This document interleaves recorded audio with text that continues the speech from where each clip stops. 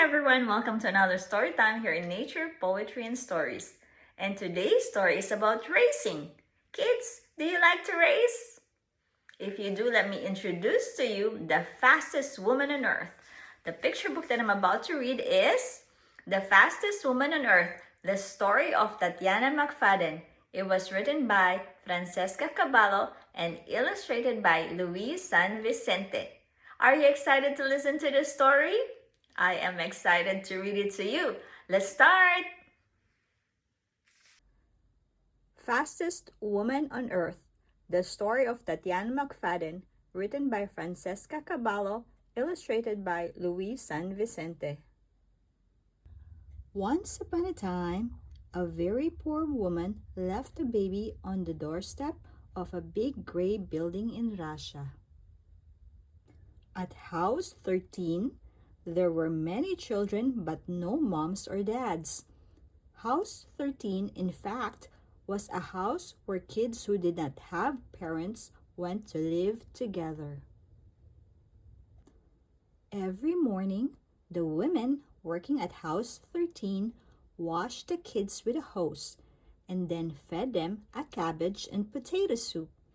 Day after day, soup after soup, the kids grew up. When the other babies in house 13 started to walk, Tatyana realized that she could not walk like them. While her friends walked on their feet, Tatyana had to walk on her hands. Tatyana had a condition called spina bifida. Her legs did not support her. While her friends climbed trees using their arms and their legs, Tatyana only used her arms. Over time, she became incredibly strong. Often, visitors came to house 13. Sometimes, when those visitors left, one of the children would live with them. That meant the child had been adopted.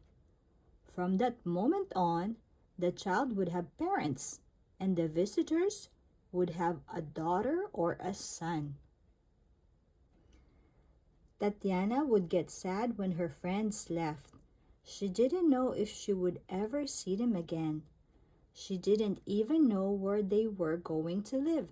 She had never been outside of house 13. One day, house 13 got a very special visitor named Deborah.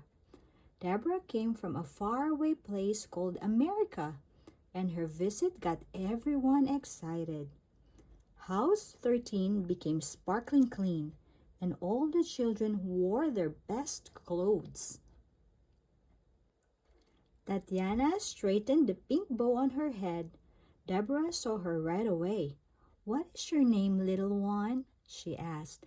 "Tatyana," the girl answered, hugging Deborah.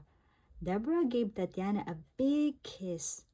When she left, Tatyana told her caregivers, "That's my mother." The following day, Deborah went back to house 13. She had brought a few gifts for Tatyana, a stuffed bunny and nesting dolls. But the coolest gift was a wheelchair. Tatyana had never even seen a wheelchair. When she tried it for the first time, she was blown away by how fast she could move. It was almost like flying. "How would you like to go and live with Deborah in America?" asked the director of the orphanage. "Yes, I would love that," answered Tatyana. When Tatyana got to her new house, she discovered she had not one mom, but two, Deborah and Bridget. She spent her days asking her moms, "What is this? What is that?" Not only was Tatyana learning English, she was also learning about the world outside of house 13. Tatyana's mom encouraged her to try many sports. It wasn't always easy.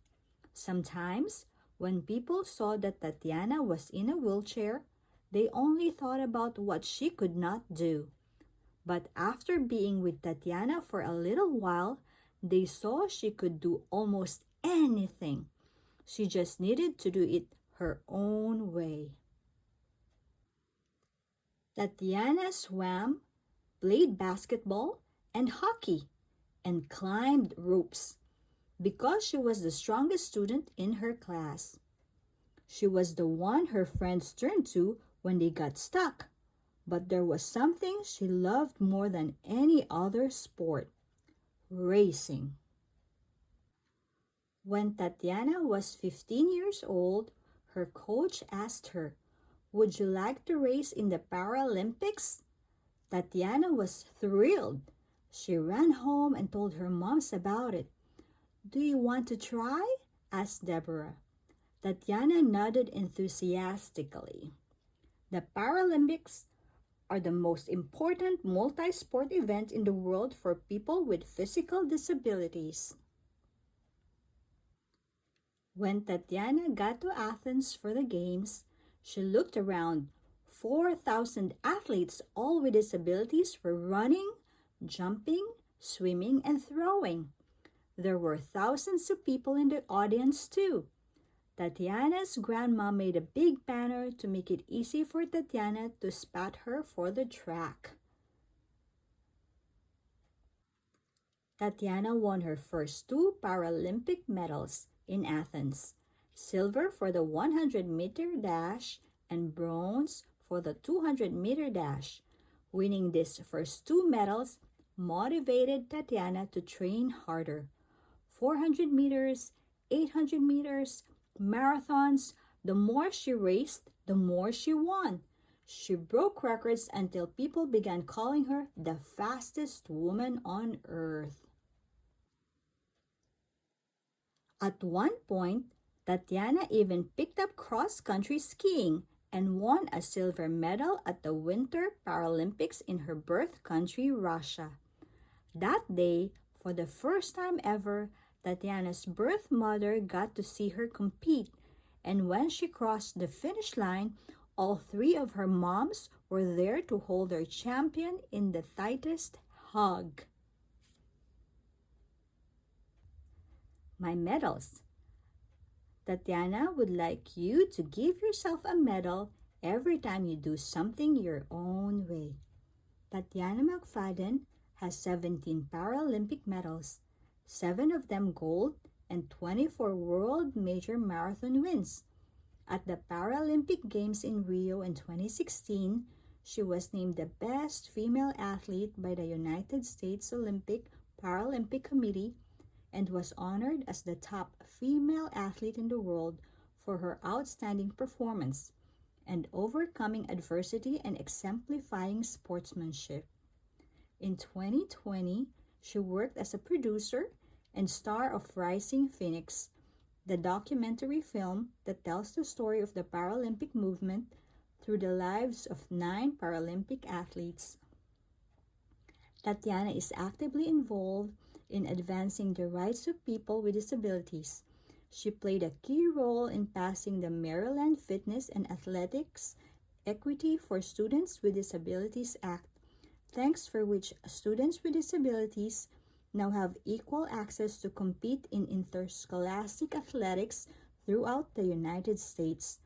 Tatyana received her master's degree in education from the University of Illinois, as well as an undergraduate degree in human development and family studies. She lives and trains in Florida. She has a dog named Bentley. Learn more at tatyanamcfadden.com. Kids, did you like our story for today? Isn't it that Tatyana McFadden's story is very inspiring? Despite her being in a wheelchair, that did not stop her from being the fastest woman in the world. Kids, let me read to you what her mom wrote at the beginning of the book. I am writing this introduction from a personal perspective. I am her mother. I first met this child on a business trip to Russia while serving as the Commissioner of Disabilities during the administration of President George Bush. I was immediately taken by the twinkle in her eye and her "I can do it myself" attitude. The first meeting changed my life and as much as Tatyana's. Born with a disability myself and a lifelong advocate for people with disabilities, I had never experienced the challenges that parents face as they view the world through the eyes of their son or daughter who has a disability. Tatyana gave me that gift. I hope in reading this book that you too will embrace people with disabilities with a heightened awareness of the challenges they face each and every day. Thank you so much for watching. See you again next week here in Nature, Poetry, and Stories. Have a good night and sweet dreams.